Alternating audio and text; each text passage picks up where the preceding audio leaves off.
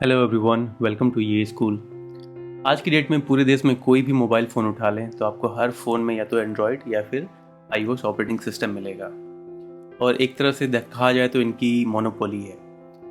समय समय पर इन फ़ोन के साथ प्राइवेसी इशू आते रहते हैं और भारत में लंबे समय से अपना एक ऑपरेटिंग सिस्टम डेवलप करने में लगा हुआ था। आईआईटी मद्रास ने इस हफ्ते एक देसी ऑपरेटिंग सिस्टम को इंट्रोड्यूस किया जो प्राइवेसी पर फोकस करता है। इस ऑपरेटिंग सिस्टम का नाम है भार ओएस, भरोस। यहाँ भार का मतलब भारत और ओएस मीन्स ऑपरेटिंग सिस्टम। इस वीडियो में हम जानेंगे कि ऑपरेटिंग सिस्टम क्या होता है और उसका डेवलपमेंट इतना महत्वपूर्ण क्यों है। क्या एंड्रॉयड और आईओएस जैसे और भी मोबाइल ऑपरेटिंग सिस्टम हैं?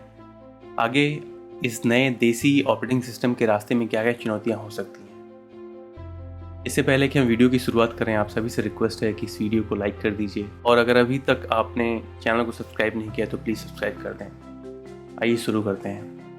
ऑपरेटिंग सिस्टम बेसिकली होता क्या है? कोई भी मोबाइल फ़ोन या कंप्यूटर अपना काम करने के लिए विभिन्न डिवाइसों तथा प्रोग्राम्स का सहारा लेते हैं। इन डिवाइस और प्रोग्राम्स को मैनेज करने के लिए भी एक अलग और स्पेशल कंप्यूटर प्रोग्राम होता है। इस स्पेशल कंप्यूटर प्रोग्राम को ही ऑपरेटिंग सिस्टम के नाम से जाना जाता है। बेसिकली ये कंप्यूटर सिस्टम में जान फूंकता है। इस प्रोग्राम के बिना कंप्यूटर मोबाइल एक डेड बॉक्स की तरह है। ऑपरेटिंग सिस्टम एक तरह से एक इंटरफेस का काम करता है। इसका मतलब यह है कि अगर मोबाइल में ऑपरेटिंग सिस्टम ना हुआ तो आप कोई भी ऐप इंस्टॉल नहीं कर सकते, आप कोई भी फंक्शन बिना ऑपरेटिंग सिस्टम के बिना परफॉर्म नहीं कर सकते। इसलिए ऑपरेटिंग सिस्टम का होना एसेंशियल है। अगर हम एग्जाम्पल की बात करें तो एंड्रॉयड और आईओएस सबसे पॉपुलर मोबाइल ऑपरेटिंग सिस्टम है। कंप्यूटर या लैपटॉप में सबसे पॉपुलर ऑपरेटिंग सिस्टम विंडोज और मैक ओएस है। वैसे कुछ यूजर लिनक्स का भी यूज करते हैं, लेकिन इसका यूज उतना नहीं होता, ये उतना पॉपुलर नहीं है। आइए समझते हैं कि इस अपने इन हाउस देसी ऑपरेटिंग सिस्टम का डेवलपमेंट इतना महत्वपूर्ण क्यों है। जो नया ऑपरेटिंग सिस्टम है इसके बारे में कहा जा रहा है कि यह भारत के 100 करोड़ से ज़्यादा मोबाइल फ़ोन यूजर्स को लाभान्वित कर सकता है। इसका डेवलपमेंट इसलिए बहुत महत्वपूर्ण है कि यह यूजर्स के लिए एक सेफ इन्वायरमेंट प्रदान करता है और आत्मनिर्भर भारत की दिशा में एक महत्वपूर्ण टूल साबित हो सकता है। और उस नो डिफ़ॉल्ट ऐप्स के साथ आता है, यानी कि यूजर्स को उन ऐप्स का उपयोग करने के लिए मजबूर नहीं किया जाता जिनसे कि वो परिचित नहीं है या जिन्हें वे सिक्योरिटी के लिहाज से सुरक्षित नहीं मानते और उन ऐप पर भरोसा नहीं कर सकते। इसके अलावा यह ऑपरेटिंग सिस्टम यूजर्स को उन ऐप पर अधिक कंट्रोल देता है जो उनके डिवाइस में है। अगर उदाहरण की बात करें तो जब कोई भी आप फ़ोन खरीदते हैं तो आप देखते हैं उसमें बहुत सारी प्री लोडेड ऐप्स होते हैं। ये ऐप्स बैकग्राउंड में क्या काम कर रहे हैं आपको नहीं पता होता कि कहाँ कहाँ आपकी लोकेशन सर्विस को ट्रैक कर रहे हैं, आपके एक्टिविटीज़ को ट्रैक कर रहे हैं और डेटा को कहाँ भेज रहे हैं। इसके अलावा वो बहुत सारी मेमोरी भी कंज्यूम करते हैं और इन बहुत सारे केसेस में इन एप्लीकेशन की ज़रूरत आपको होती भी नहीं है, लेकिन चूंकि ये प्री लोडेड आते हैं तो यूजर्स उनको अपने सिस्टम में रखते हैं और बहुत सारे यूजर्स उसको अनइंस्टॉल करना भूल जाते हैं या फिर उनको पता ही नहीं होता कि उनके सिस्टम में ये सारे ऐप्स हैं जो उनकी लोकेशन वगैरह को ट्रैक कर रहे हैं। इसके साथ सबसे बड़ा बेनिफिट ये होगा कि इसमें प्री लोडेड ऐप्स जो होंगे वो नहीं होंगे, तो आप भी बेसिकली चूज कर सकते हैं कि आपको कौन से एप्लीकेशन यूज करने हैं, कौन से एप्लीकेशन यूज नहीं करने हैं। अब ये तो बात हुई यूजर्स की कि यह उनकी जानकारी सुरक्षित रखता है और एक ऑप्शन प्रोवाइड करता है कि जो ऑर्गेनाइजेशन सेंसिटिव क्षेत्र में काम करती हैं उसके एम्प्लॉयज़ का यूज कर सकते हैं। जैसे कि बहुत सी कंपनी स्पेसिफिकली जो डिफेंस यानी रक्षा क्षेत्र में काम करने वाली कंपनीज हैं उनके एम्प्लॉयज़ का यूज कर सकते हैं ताकि सेंसिटिव इन्फॉर्मेशन लीक ना हो। इसके अलावा अब हम समझते हैं कि एक और उदाहरण से कि कैसे जो फॉरेन गवर्नमेंट्स होती हैं इस तरह के प्रोडक्ट्स को यानी ऑपरेटिंग सिस्टम को स्ट्रेटेजिकली यूज करती हैं किसी भी देश पर दबाव बनाने के लिए या फिर उनके बिजनेस को बर्बाद करने के लिए।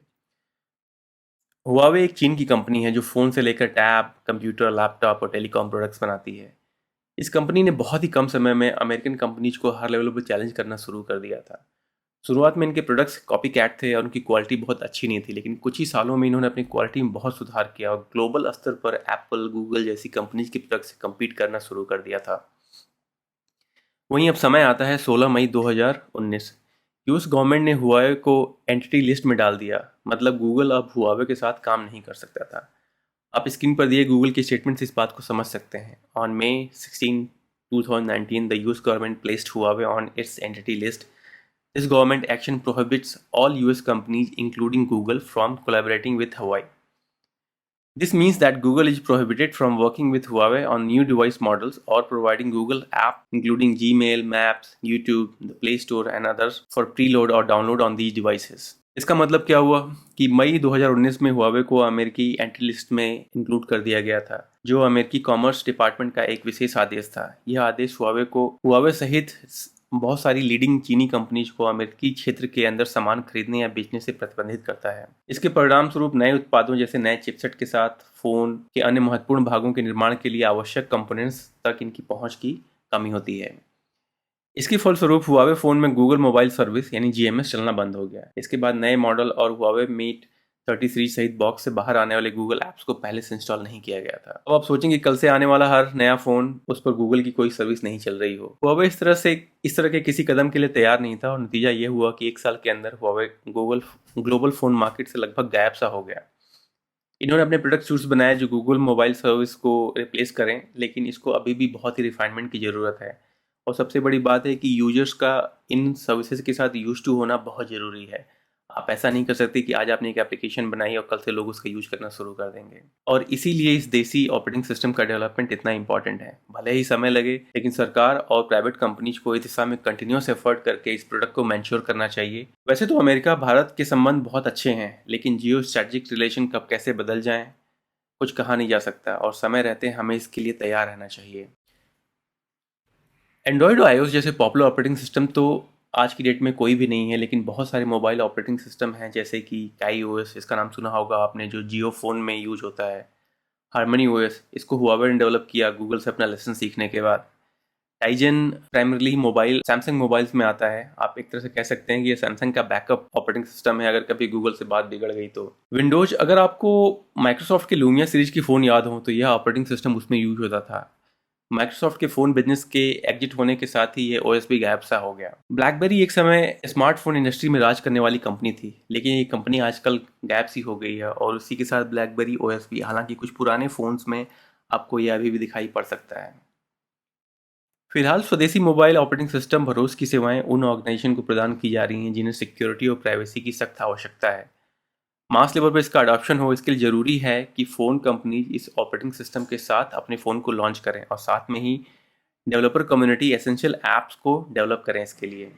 फॉर एग्जांपल, मान लीजिए आपने भरोस वाला फ़ोन लिया है, उसमें व्हाट्सएप ही नहीं है या फिर मैप सर्विस नहीं है, फिर फ़ोन आपके लिए बहुत हद तक बेकार हो गया है। इसलिए ज़रूरी है कि ओएस के साथ डेवलपर्स यदि मोस्ट यूज्ड ऐप्स प्रोवाइड करें तो आम लोगों में इसका एडॉप्शन और यूजेज रेट बढ़ेगा। अब यहाँ यह जानना जरूरी है एक और ऑपरेटिंग सिस्टम के बारे में जिसे सीडैक ने बनाया था। उसका नाम था भारत ऑपरेटिंग सिस्टम सोल्यूशन यानी कि बॉस, लेकिन उसका मास एडॉप्शन आज तक नहीं हुआ। आई एम श्योर कि भरोस की टीम को ये पता होगा और वो लोग सरकार फ़ोन कंपनी के साथ मिलकर इस दिशा में प्रयास करेंगे। आप क्या सोचते हैं इस नए स्वदेशी ऑपरेटिंग सिस्टम के बारे में? अपने विचार कमेंट सेक्शन में ज़रूर लिखें। Thanks for watching.